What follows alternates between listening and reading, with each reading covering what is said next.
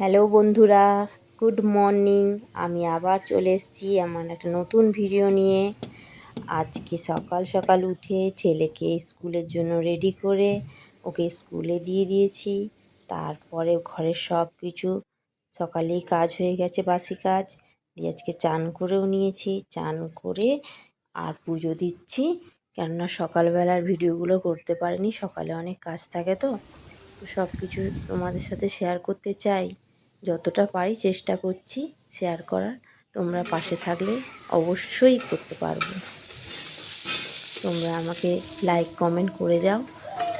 আর এই যে দেখো, পুজো দিয়ে আমার এদিকে রান্নাও হয়ে গেল। রান্নাও বসিয়ে দিয়েছি। আজকে আলু ভাজা, ভেন্ডি ভাজা আর মাংস, এটা আজকে আমাদের মেনু। তারপর আমার ছেলেকে চান করিয়ে দিলাম। চান করিয়ে আমি একটু সেলাই বসে গেলাম। আমি ব্লাউজ কাটাই, ব্লাউজ চুড়িদার সবই কাটাই। তো একটা কাস্টমার আমাকে দুটো শাড়ি দিয়ে গেছিলো আলমারি কভার বানাতে। এই দেখো, আলমারি কভারটা বানিয়েছি।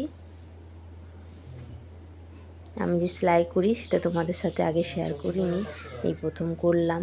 যাই হোক, তোমরা আমার সাথে থেকো।